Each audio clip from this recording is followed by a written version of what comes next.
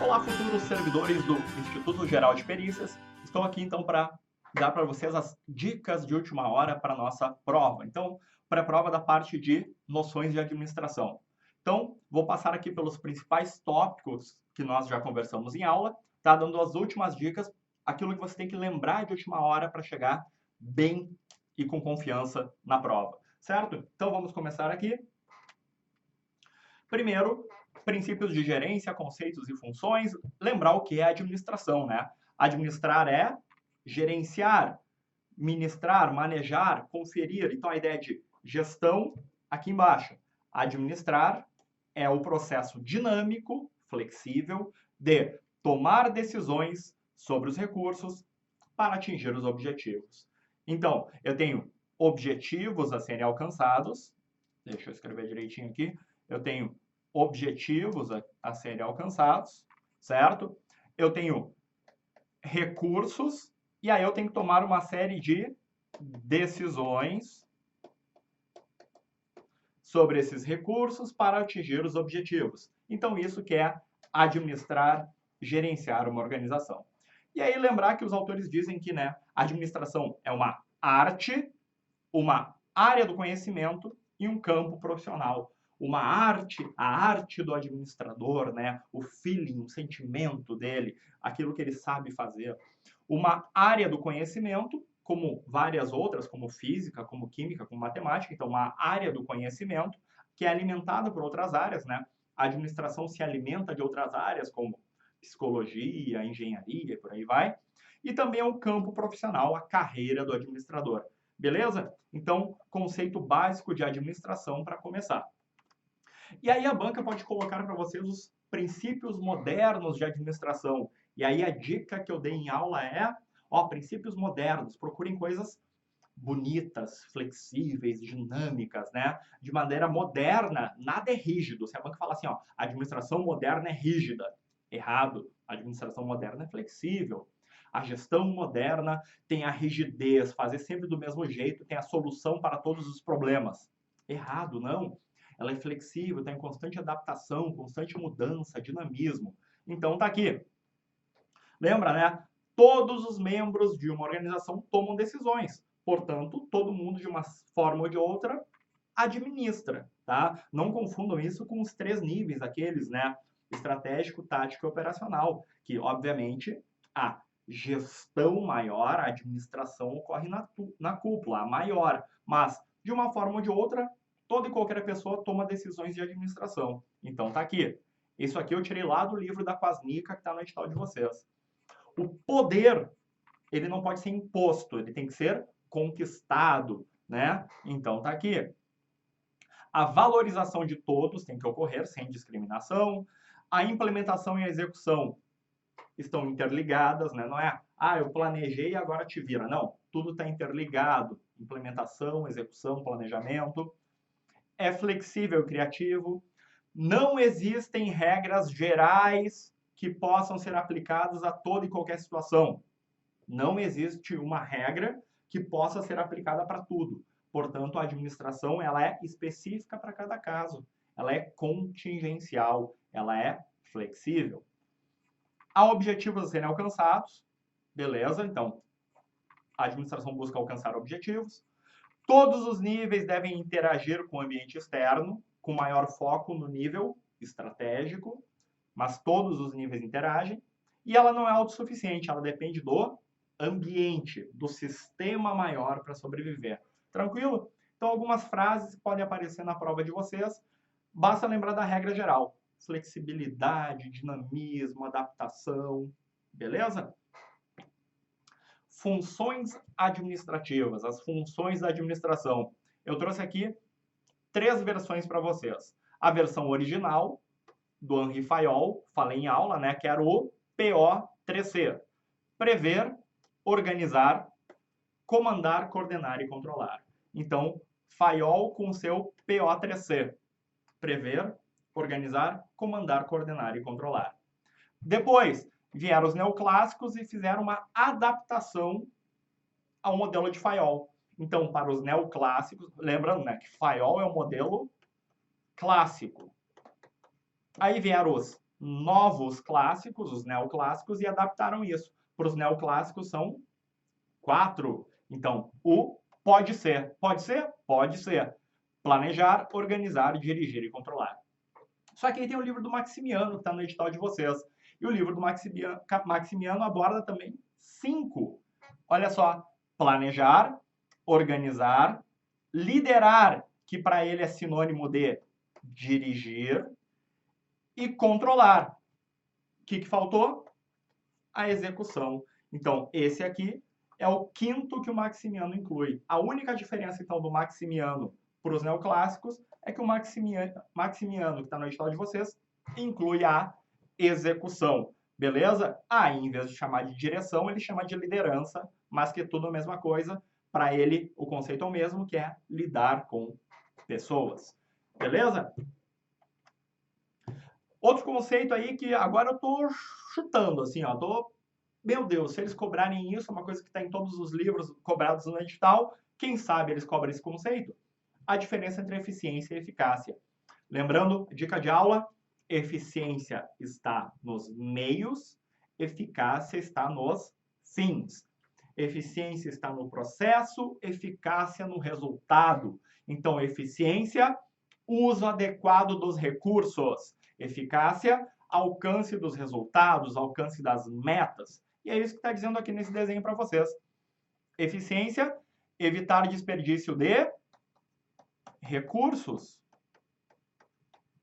Uso econômico dos recursos. Menor quantidade de recursos. Eficiência está no uso adequado dos recursos, nos meios. Eficácia está nos fins, nos resultados, nos objetivos, na capacidade de resolver problemas, alcançar resultados, alcançar metas. Então, falou meta, resultado, objetivo, eficácia. Falou de uso de recursos, eficiência. Fechou? Próxima. Entramos já naquele artigo científico que a banca colocou no edital, que fala de gestão do desempenho e gestão por competências. E aí tem que lembrar, né, que gestão do desempenho é uma coisa, gestão por competências é outra, mas elas estão interligadas. Então tá aqui, mais do que tecnologias independentes, isso aqui aparece 3 vezes naquele artigo essa frase aqui. Por isso que eu estou arriscando que pode virar uma questão da prova. Mais do que tecnologias independentes ou distintas, a gestão de competências e a gestão de desempenho complementam-se. Então, são coisas com conceitos diferentes? São, mas elas estão interligadas, conectadas, elas se complementam em um contexto mais amplo de gestão. Então, quando a gente pensa na gestão da empresa, gestão de desempenho e gestão por competência se complementam, estão ligados, conectados. Então, se a banca disser assim, gestão de desempenho e gestão de competências são fatores completamente independentes. Errado, eles são fatores interligados, conectados. Beleza? Então, elas estão inseridas num contexto maior, que é a gestão estratégica de recursos humanos. Lembrando, se tem esse nome, gestão estratégica, é porque é uma gestão mais ampla, uma gestão conectada, interligada, integrada, uma gestão focada em resultados. E é isso que a banca pode dizer para vocês. Beleza?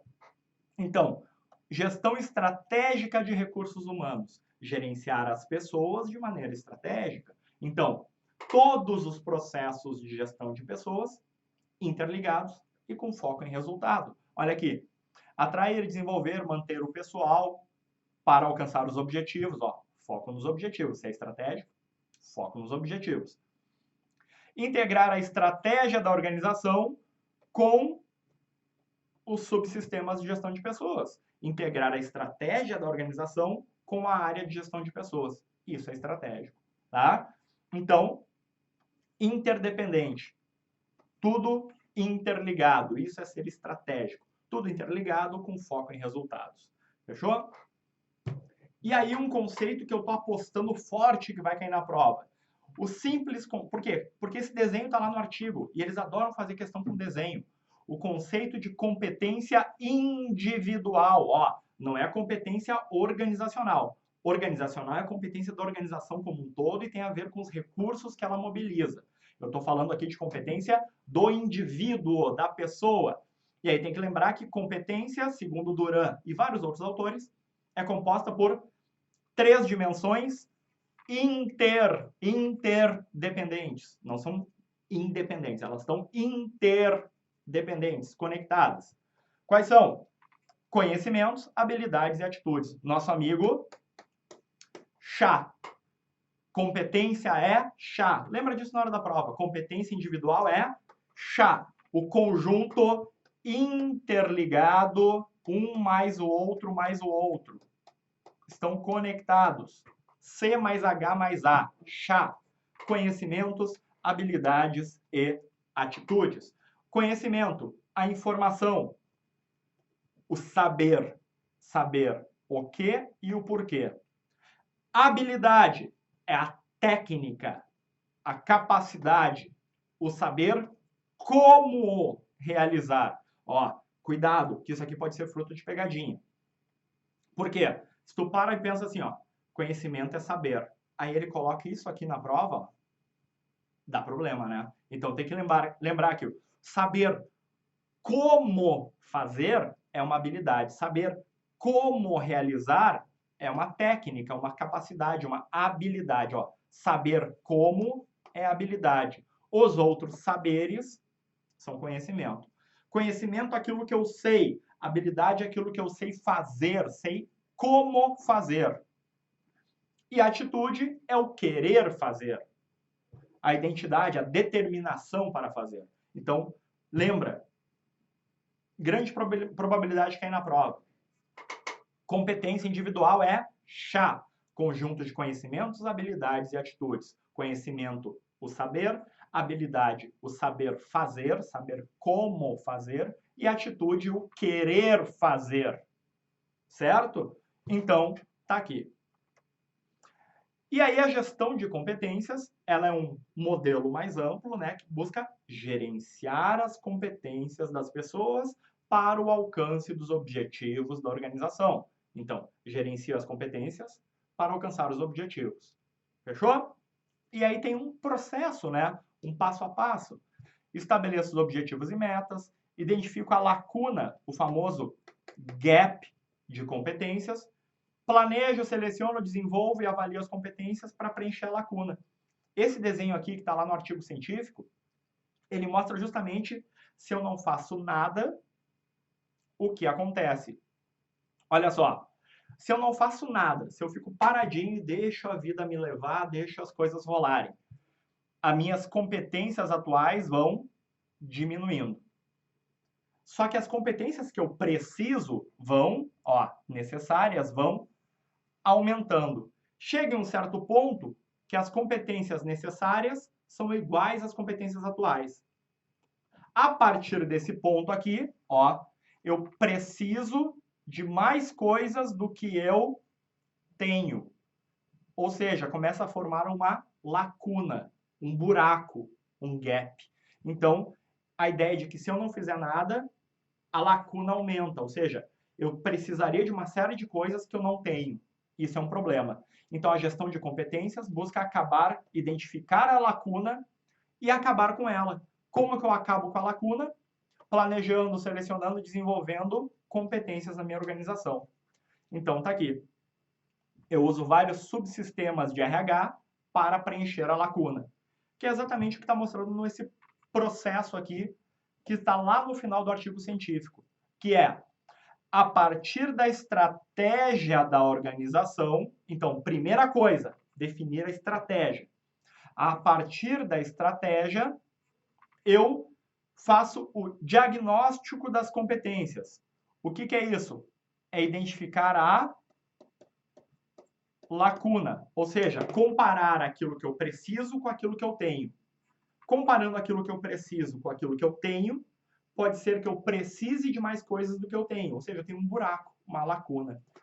E aí eu faço o diagnóstico, certo? Ó, não confundam esse aqui com esse aqui. Eu vou seguir o processo só para ficar bem claro. Defino a estratégia. Tá aqui, ó. Defino a estratégia. Aí eu faço o diagnóstico das competências essenciais da organização, não das pessoas, da organização. O que eu preciso da organização. Competências essenciais para o sucesso da organização. Aí eu faço o diagnóstico das competências humanas, ou seja, aquilo que eu tenho. Deixa eu fazer um desenho aqui, botar uma tela branca. Ó. Aqui estão as competências essenciais que a organização precisa para alcançar os objetivos. Aí eu faço um diagnóstico das competências humanas e eu descubro que eu só tenho isso aqui. De tudo que eu precisava, eu só tenho isso aqui. Ou seja, ficou um buraco, uma lacuna. E agora eu vou ter que atuar para preencher a lacuna. Como é que eu preencho a lacuna? Ou eu contrato gente de fora, ou eu capacito as pessoas que já estão na minha empresa. Mas a ideia geral é, ou eu contrato gente, ou capacito o meu quadro de pessoal. Para quê? Para preencher a lacuna aqui. Olha só, vamos voltar aqui? Ó. Identifico e desenvolvo competências internas, ou seja, capacito o pessoal que eu já tenho, ou seleciono competências externas, contrato gente. Para quê? Para alcançar os objetivos. Lembrando que é um ciclo, é um processo, portanto, eu tenho um acompanhamento e uma avaliação. Então, está aqui as grandes fases do meu processo de gestão de desempenho baseado em competências. Então, gestão do desempenho das pessoas baseado em competências. Define a estratégia, encontra a lacuna, preenche a lacuna, define os planos e avalia o resultado e começa tudo de novo. Fechou? Vamos adiante. Grupos e equipes. Também outra questão bem provável de cair na prova. Trabalho em equipe, grupos e equipes. Lembrando que os autores do nosso edital consideram grupo e equipe a mesma coisa, tá? Eles não fazem grandes diferenças. Então, o que é um grupo? Definição básica, que pode cair na prova de vocês. Um grupo é um conjunto de pessoas que compartilham alguma característica em comum. Um grupo é um conjunto de pessoas que compartilham alguma característica. Que característica pode ser? Qualquer coisa. Pode ser um objetivo, um interesse, um comportamento, uma localização. Beleza? Grupos são sistemas de recursos formados por pessoas para alcançar resultados. Então, tá aqui a ideia. Um grupo é um conjunto de pessoas, objetivos, recursos, que realizam uma série de atividades para alcançar um resultado. Beleza. Grupo pode ser formal ou informal. Grupo formal, formalizado pela empresa. Está no organograma, está definido nas regras. Grupo formal. Grupo informal, aquele que não está nas regras, que a empresa não controla. Fruto das relações entre as pessoas. Então, formal ou informal. Lembrem dessa frase aqui. Sempre há grupos informais dentro dos grupos formais. Sempre. Ó, palavra importante, porque geralmente as bancas usam a palavra sempre para tornar uma questão errada, mas nesse caso vai estar certo. Por que sempre existem grupos informais dentro dos grupos formais? Porque o grupo informal é fruto das relações, dos sentimentos. Quando eu junto 2, 3, 4 pessoas, nem tudo é formalizado. Não tem como formalizar tudo. Essas pessoas conversam sem estar nas regras. As pessoas gostam ou não gostam uma das outras. Isso não está nas regras. Então, quando eu junto pessoas formalmente, sempre vai rolar sentimentos de gosto, não gosto, indiferença. Sempre vai rolar relações pessoais. E se é relação pessoal, é informal. Então, sempre há grupos informais dentro dos grupos formais. Basta pensar na prática em qualquer grupo, qualquer empresa que vocês trabalharam, tá? E uma pessoa pode pertencer a diferentes grupos informais. Eu faço parte da equipe de gestão de pessoas na minha empresa, mas eu vou para o happy hour com a galera do marketing, eu jogo futebol com a galera da produção. Então, isso é informal. Então, uma pessoa pertence a diferentes grupos informais. Estágios, os 5 estágios para o desenvolvimento de um grupo. Quando se forma o grupo, ó, estou começando a juntar as pessoas, formação. Tempestade, que tem esse nome porque são os ajustes, né, os conflitos. Tempestade, porque tem muitos conflitos. Normatização, quando são criadas as regras, as normas de convivência no grupo para que tudo dê certo. O desempenho, que é a fase de grande desempenho, quando tudo dá certo. Se tudo isso, todas as anteriores foram conduzidas corretamente, um excelente desempenho será alcançado. Então, a fase de desempenho. E, por fim, encerramento, quando ocorre a separação do grupo. Então, ó, formação, união, tempestade, conflitos, normatização, regras de convívio, desempenho, né, quando ocorre o desempenho, o trabalho, as coisas estão funcionando, e o encerramento, a separação. 5 fases de desenvolvimento de um grupo. Características dos grupos de alta performance. Olha, se começar uma frase com isso aqui, na prova de vocês, basta pensar o seguinte, para e pensa. Grupo de alta performance, como é que ele tem que ser? Flexível, maravilhoso, as coisas funcionam, todo mundo interage, todo mundo colabora. É isso? É. Ponto final. Pensa numa equipe, num grupo que está funcionando bem, certo? Então tá aqui. Um grupo de alto desempenho, os participantes trabalham em regime de colaboração. Se as pessoas colaboram, tem um bom desempenho. E não como um ajuntamento de individualistas. Quando eu junto individualistas, eles não colaboram. Isso é um grupo bom? Não. É um grupo de alta performance? Não. O grupo de alta performance existe quando as pessoas colaboram. Então, a principal característica de uma equipe eficaz é a sinergia. Sinergia, a integração, o trabalho conjunto. Lembre dessa frase. Sinergia, trabalho em conjunto, a integração, que é a capacidade de trabalharem coletivamente. Então, toda e qualquer questão sobre trabalho em equipe, procure a ideia de trabalho integrado, colaborativo, as pessoas colaborando umas com as outras. Beleza? E aqui a ideia básica, né? Produzindo um resultado maior do que a simples soma das contribuições individuais. Então, aquela ideia, eu brinquei em aula até, né? Que no grupo, com sinergia positiva, 1 mais 1 é maior do que 2.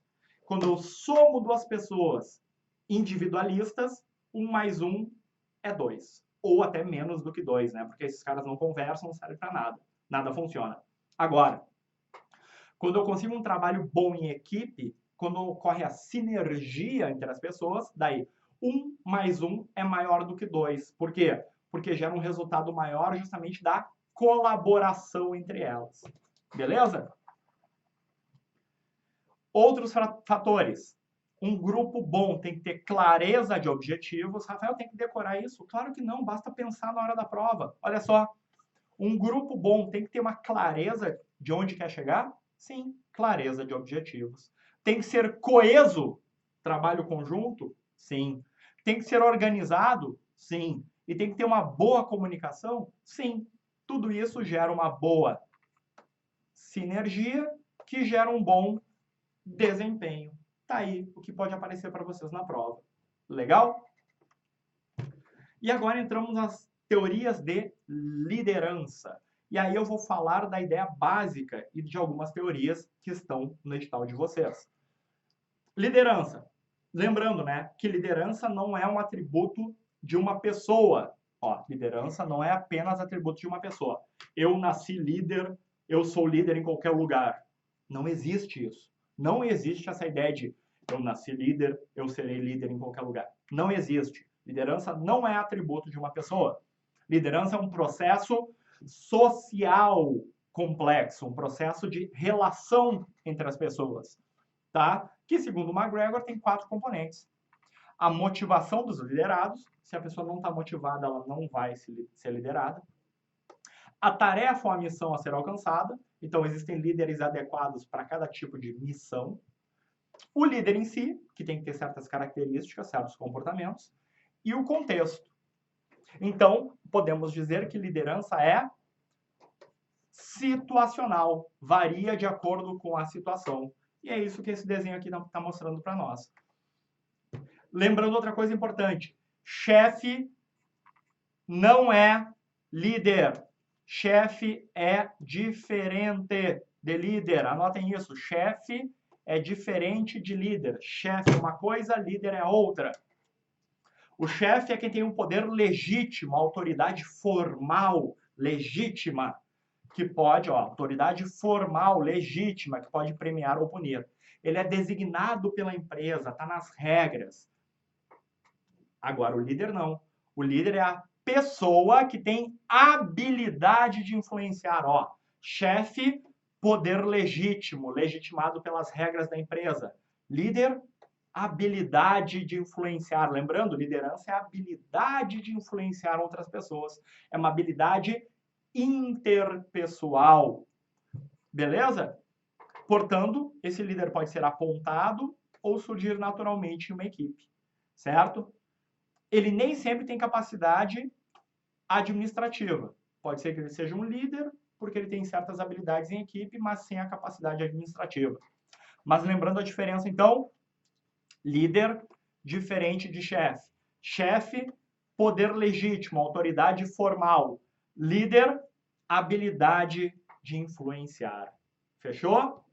E aí, no mundo perfeito, no mundo maravilhoso, todo líder deveria ser, todo chefe deveria ser um líder. Mas, na verdade, isso não acontece. Nem todo chefe é um líder, nem todo líder é um chefe. E aí, se a banca disser assim, todo líder é chefe, errado. Todo chefe é líder, errado. No mundo ideal, sim, mas na prática, nem sempre. Líder é diferente de chefe. Vamos lá. Estilos de liderança. E aí a maioria das teorias que a gente falou em aula vão abordar esse conceito aqui de estilos de liderança. Olha só. Que a ideia básica era liderança orientada para tarefa ou liderança orientada para as pessoas. Liderança orientada para tarefa.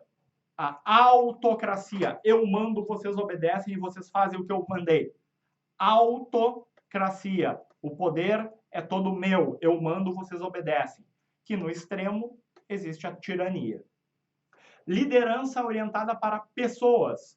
Nossos autores chamam de democracia. Os autores da nossa banca chamam de democracia. Então, democracia, poder do povo. Todos participam do processo decisório. Que num extremo, numa disfunção, gera demagogia, que é eu finjo que deixo vocês participarem, mas eu que mando em tudo. Tá? Então, demagogia é o fingimento de democracia. Tirania é o extremo da autocracia. Fechou? Liderança orientada para tarefa, liderança orientada para pessoas. Então, tá aqui os conceitos aqui embaixo. Autocracia, liderança diretiva orientada para tarefa. Tá? O poder de decisão concentrado no líder. Liderança democrática, participativa, orientada para pessoas. Participação nas decisões, participação dos funcionários nas decisões. E aqui as teorias. Deixa eu vir para outro cantinho aqui. Teorias. Blake e Moulton. Blake e Moulton falam sobre a ideia de, a mesma de antes, liderança para pessoas, liderança para tarefas. Orientação para pessoas, orientação para produção.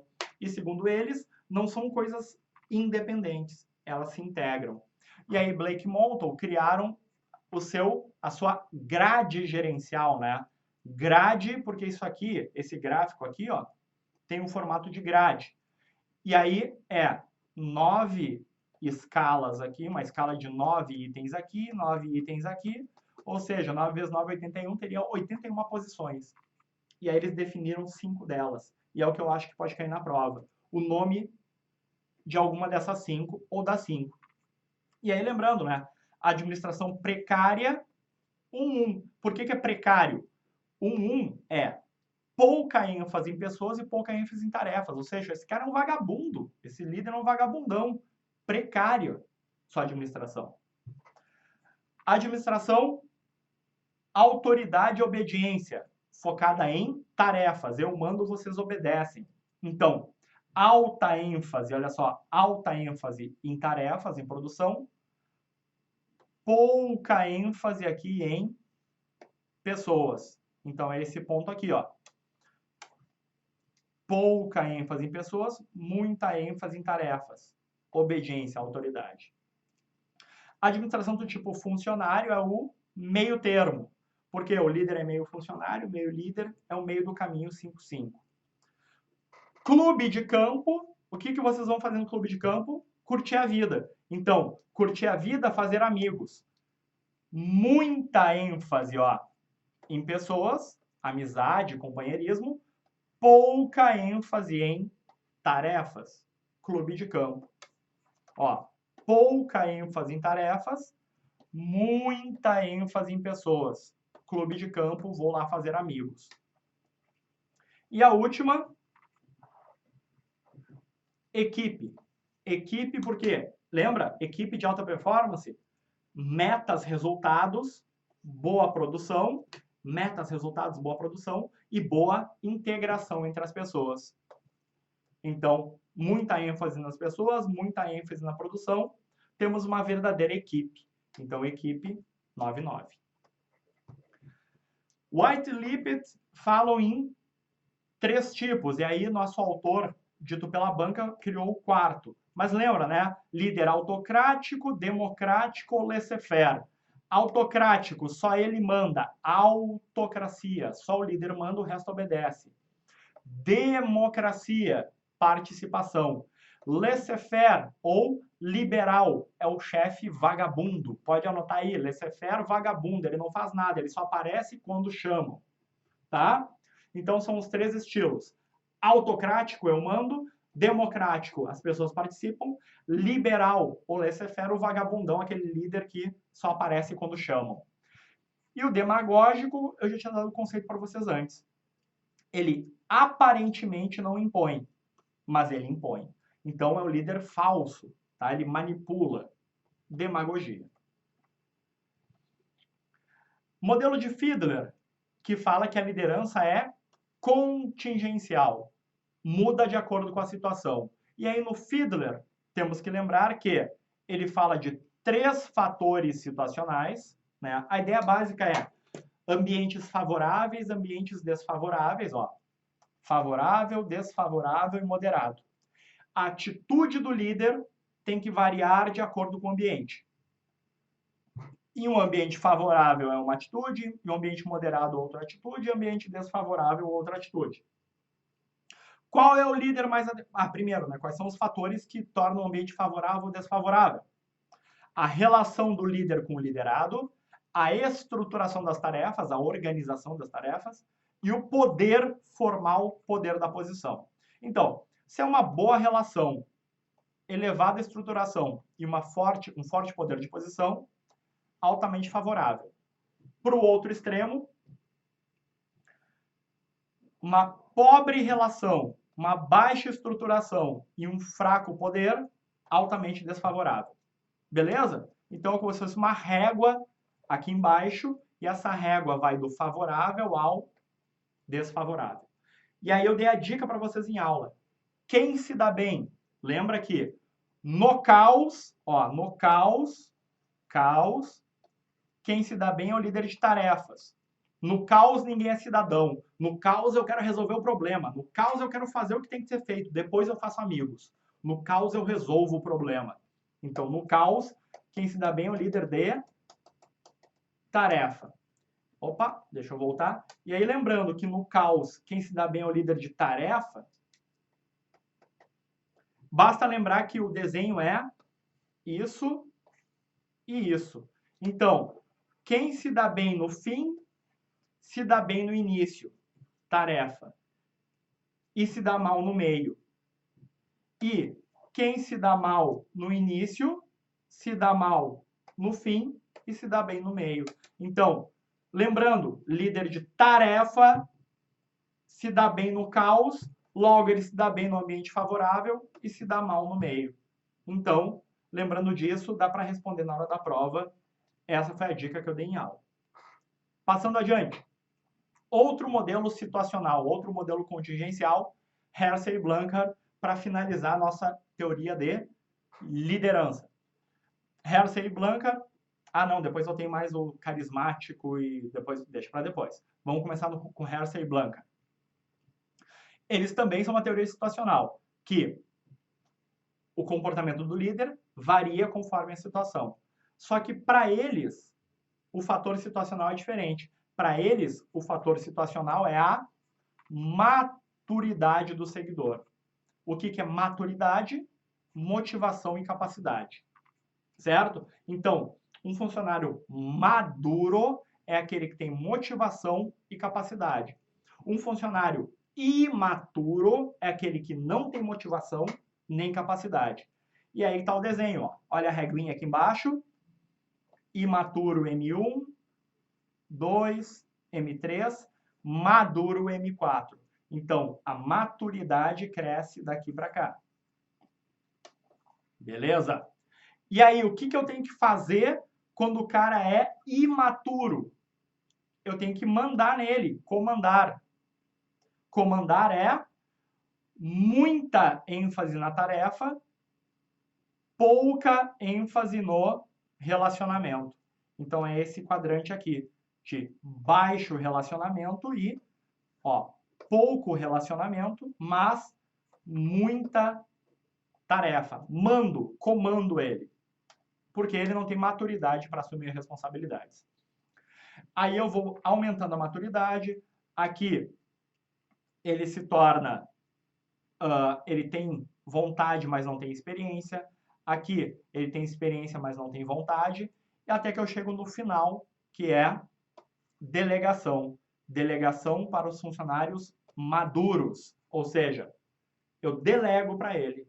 O delegar é pouca orientação para a tarefa e pouca para a pessoa. Por quê? Porque eu não preciso. Eu deleguei para ele. Eu não preciso ficar relacionando nem dando ordens. Beleza? Então, esse modelo aqui, a única diferença dele para o modelo do Fiedler era que o fator situacional para ele é a maturidade. Maturidade é motivação e capacidade. E aí, de acordo com a maturidade, está aqui embaixo a régua, o líder tem que mudar seu comportamento. Comandar, ou vender, ou participar, ou delegar. Fechou? Indo adiante.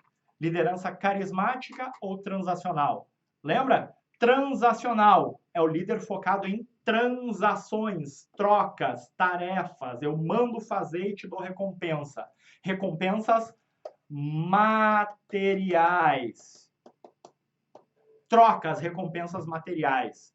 Esse aqui é um líder autocrático, ele manda. Transacional, ele faz transações, ele é autocrático, ele comanda, dá recompensas materiais. Já o transformacional é carismático, inspirador, transformador. Ele dá recompensas psicológicas. Opa. Tá? Recompensas de cunho psicológico, de cunho afetivo, tá? Então, transformador, transformacional, carismático, apela para o carisma, para a transformação. Eu te trato como um indivíduo, eu te respeito, etc. Transacional, transações, trocas materiais. Transformacional, transformação, não é trocas, né? É recompensas de cunho psicológico. Quase finalizando agora, motivação. Depois só falta da motivação, gestão do conhecimento. Motivação, motivo para ação. Motivação, motivo para fazer alguma coisa. Processo pelo qual o comportamento humano é incentivado, estimulado para fazer algo. Lembrando, motivação é específica. Não existe um estado geral de motivação. Motivação é específica. Tem uma direção específica para onde eu vou me motivar, uma intensidade, uma magnitude, motiva muito ou motiva pouco, e uma permanência. Ao longo do tempo ela varia. Algo às vezes diminui, né? Então, os estudos sobre motivação procuram entender isso. Quais são essas forças, os motivos que movem as pessoas? Lembrando que existe motivo interno e motivo externo, motivação intrínseca e extrínseca. Motivo interno, dentro da pessoa, é mais forte. Motivo externo, extrínseco, recompensas externas, estímulos e incentivos do ambiente. Tá? Então, motivo interno, impulso interior. Tem a ver com as minhas necessidades internas. Motivos externos, impulsos exteriores. Beleza? Vamos direto para as teorias. Maslow. O que interessa de Maslow? 5 necessidades. A hierarquia das necessidades. Então, as necessidades humanas se comportam como uma hierarquia. E está aqui a hierarquia. Lembra da ordem? Fisiológica, segurança social, estima e autorrealização. Importante essa ordem, tá? Rafael, como eu faço para decorar a ordem na hora da prova se der confusão? Barbada. Lembra o seguinte, tu tá na estrada no meio da noite, você está na estrada no meio da noite com seus amigos no carro e dá aquele aperto, aquela vontade de ir no banheiro. Estrada no meio da noite, na boa. Aquele aperto, mas aquele aperto. Tu tá preocupado com teus amigos? Tu tá preocupado se na estrada no meio da noite é seguro? Não. O que tu faz? Para esse carro que eu tenho que ir no banheiro, por favor. Então, fisiológico ele comanda, é a mais básica de todas. Quando tá a fim de ir no banheiro, tu não quer saber de segurança, não quer saber de amigos, tu quer saber de eu tenho que ir no banheiro. Fisiológica é a mais básica de todas. Aí depois da fisiológica satisfeita, tu vai te preocupar com a segurança, ter abrigo, estar protegido. Depois disso, tu vai te preocupar com as sociais, os relacionamentos. Depois disso, a estima, se sentir querido, né? E por fim, o último nível da hierarquia, sentir que está realizando o seu objetivo de vida, autorrealização. Fechou? Os 5 níveis. Teoria dos 2 fatores, Herzberg. Lembrando que são dois fatores. Um que dá satisfação e outro que dá insatisfação. Portanto, satisfação e insatisfação são processos diferentes, influenciados por fatores diferentes. 2 fatores. E aí, os nossos autores, aí que a banca vai usar, chama um dos fatores de fatores higiênicos, ou H, de higiênico, tá? Que são os fatores de manutenção extrínsecos. E os fatores motivacionais, M, que são intrínsecos. Ó, um fator só mantém as coisas, manutenção, os higiênicos, o basicão, e outro fator motiva, gera satisfação. Lembrem disso, é fundamental. Somente os fatores intrínsecos, aqui embaixo, eu deixei para o cantinho, deixa eu sumir melhor ainda, vou sumir. Ó. Somente fatores intrínsecos, o trabalho em si, produzem satisfação. Os fatores extrínsecos não geram satisfação. Ele apenas reduzem a insatisfação. Lembra que eu desenhei uma bateria de celular no dia da aula? Mostrando, meia bateria não deixa ninguém satisfeito. Te deixa, ok, não tô bravo. Bateria cheia te deixa satisfeito. Bateria vazia te deixa insatisfeito. Agora, meia bateria, quando eu tenho apenas o básico, não me deixa satisfeito nem insatisfeito. Então, quais são os fatores? O que a banca pode colocar na prova? Tá aqui. Os 2 fatores. Fatores higiênicos, basicão, extrínseco. É o contexto. Lembrem disso. O ambiente de trabalho, contexto de trabalho. Salário, benefícios, relações com o chefe, relações com os colegas, condições físicas, as políticas da empresa. Tudo isso é o contexto de trabalho, o ambiente de trabalho. Isso são fatores higiênicos, é o basicão. Não deixa ninguém satisfeito. Agora, um ambiente ruim, um contexto ruim, te deixa insatisfeito. E quais são os fatores motivacionais? O trabalho em si, a natureza do trabalho, o conteúdo do cargo. Então, fatores intrínsecos para o Herzberg são aqueles ligados ao teu cargo, as tarefas do teu cargo, a natureza do teu trabalho. Então, aquilo que tu faz, o trabalho em si. Trabalho em si é motivacional. O contexto é higiênico, o ambiente é higiênico, o trabalho em si motivacional. O que é isso?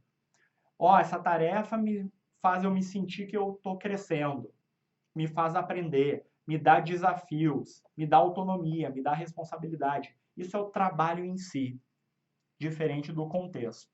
Fechou? E agora tá aqui, deixa eu voltar para vocês. O gráfico mostrando exatamente isso, ó. Fatores higiênicos ausentes, fatores higiênicos presentes, fatores motivacionais ausentes, fatores motivacionais presentes. Só a dica, né? O que acontece, ó, ausente e ausente, higiênico presente, mas motivacional ausente. Então, dei uma lidinha para vocês entenderem a lógica dos dois fatores. Mas, uma frase que eu estou apostando que vai cair na prova. Tá aqui. O oposto de satisfação não é insatisfação. Isso é uma pegadinha enorme na prova, lembra? O oposto de satisfação não é insatisfação. O oposto de insatisfação não é satisfação. Por quê? Lembra que tem o meio do caminho, ó. Vou desenhar de novo aqui, ó. Insatisfação, satisfação, deixa eu vir para outro canto aqui até. Ó. Insatisfação, satisfação, mas tem o meio do caminho. O meio do caminho é a não insatisfação e também a não satisfação. Então, olha só, são dois fatores. Tem esse fator aqui e esse fator aqui. O oposto de insatisfação é a não insatisfação. E o oposto de satisfação é a não satisfação. Ó. Fator. Dois fatores. Diferença entre eles, um fator gera insatisfação e outro gera satisfação. Então, eles não são opostos porque são fatores diferentes. Lembra dessa dica na hora da prova. Beleza? E aí, teoria da expectativa de Vroom. Quer um desenho dela? De dica de última hora? Tá aqui, ó. Eu tenho algo que eu quero alcançar. E aí eu dou um valor, uma importância para ele.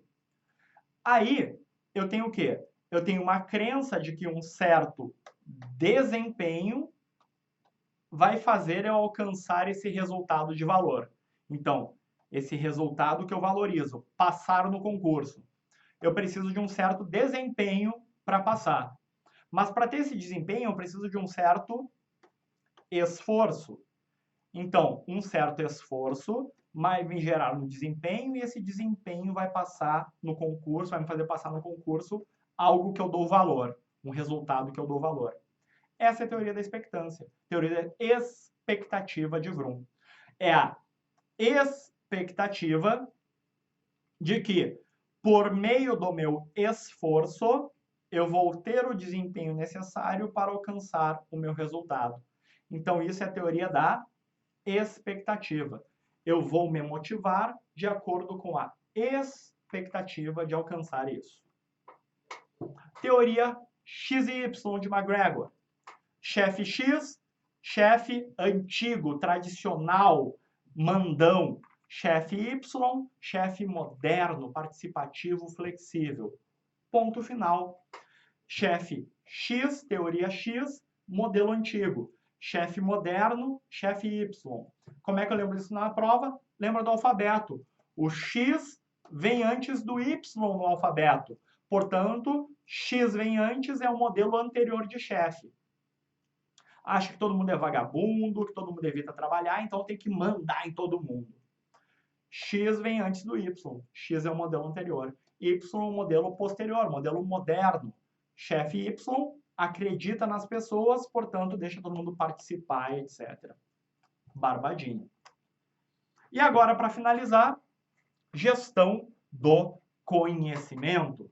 Lembrando, gestão do conhecimento é um processo de criar constantemente conhecimento na organização. Fechou?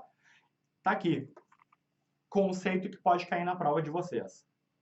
Informação e conhecimento são coisas diferentes. Informação é o fluxo de mensagens e conhecimento é a crença verdadeira justificada. Informação é a mensagem que está por aí. Conhecimento é aquilo que eu introjetei com base nas minhas crenças, nos meus valores. Tipos de conhecimento, e aqui eu estou apostando forte na prova de vocês. Conhecimento tácito e conhecimento explícito. Tácito é o meu conhecimento dentro de mim, portanto ele é pessoal, subjetivo, está dentro de mim, tá? Envolve minhas crenças, meus valores. É fruto da minha experiência e é expresso pelas minhas habilidades, tá? Ele é difícil de comunicar, é aquilo que eu sei que está dentro de mim. Ah, eu sei cozinhar muito bem. Ah, é difícil às vezes explicar isso. Por mais que eu te passe uma receita, é complicado explicar porque envolve uma série de habilidades. Isso é tácito, subjetivo, pessoal, é meu.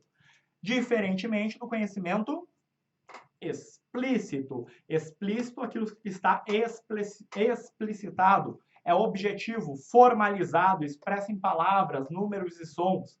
É facilmente comunicado. Beleza? Tácito e explícito. Lembrando que o conhecimento é os dois ao mesmo tempo. Ele é tácito e explícito. Existem os dois tipos. Ba. Ba é o lugar. Mas lembra que lugar não é um lugar físico. Ba é um contexto apropriado para criar e desenvolver e comunicar e gerar conhecimento. Então, ba é um contexto apropriado para criar e disseminar conhecimento. Fechou? E aqui, finalizando nossa espiral. Espiral do conhecimento. Lembrando que para gerenciar o conhecimento, eu tenho que transformar conhecimento tácito em conhecimento explícito, combinar isso e introjetar de novo. Então, a gestão do conhecimento é um processo contínuo de transformação de tácito explícito, tácito explícito. E é isso que está aqui. Essa é a espiral do conhecimento, nossa amiga Ceci. 4 processos. Ceci, 4 modos de conversão do conhecimento. Socialização, externalização, combinação e internalização, formando uma espiral que sempre melhora, sempre melhora. Então, Ceci. Vamos lá. Socialização. Compartilhar e criar conhecimento tácito, experiência direta, o convívio, tácito. Então, olha só, socialização é tácito. Eu dei uma dica para vocês, né, em aula, que é assim, tácito, e daí depois de tácito tem que virar, deixa eu botar assim, ó, vai ficar mais fácil. Ó, a ideia, qual é a ideia básica? É tácito tem que ser transformado em tácito, depois tem que ser externalizado, depois tem que ser combinado externo, beleza? E depois, ó, 2 T's e 2 E's. Não é? Ó, tácito para tácito. Deixa eu fazer isso aqui maior que vai ficar, acho que vai ficar legal, que foi a dica que eu dei em aula. Deixa eu voltar para a tela branca, vai ficar maior. Tácito para tácito. Isso aqui se chama socialização. Aí eu ponho um E aqui. E de explícito. Tácito para explícito, externalização. Aí eu ponho outro E aqui, ó. Explícito para explícito, combinação. E aí eu trago de volta aqui. De explícito para tácito, internalização. Então, olha só, na hora da prova, a dica para vocês, quando for gestão do conhecimento, a espiral, coloca assim, ó, T, E, E. E lembra que isso é um ciclo. Tácito para tácito, tácito para explícito, explícito para explícito e explícito para tácito. É um ciclo. Tá aí a dica. E aí, lembrando que qual é a ordem? Espiral, C-Si. C-Si. Socialização, tácito para tácito, externalização, tácito para explícito, combinação explícito para explícito e internalização explícito para tácito. Pronto. Matou a charada na hora da prova com 2 T's e 2 E's. Lembrando que isso é um ciclo. Fechou. Beleza? Então, essas são as dicas que eu tinha para passar para vocês. Dica dos principais tópicos, aquilo que eu aposto que pode cair na prova nessa enorme quantidade de questões, tá? Que são as 10 questões de vocês, que é uma enorme quantidade, é um grande volume para uma prova dessas. Deixa eu sobrepor aqui para vocês. Então, tá aí as dicas. Foquem nisso, nessa revisão de última semana, tá? Dúvidas, usem o fórum, vamos tirar dúvida de última hora. Vamos com tudo. Quero ver vocês no Diário Oficial do Estado. Quero ver vocês no IGP. Grande abraço, boa sorte na prova e te vejo no Diário Oficial.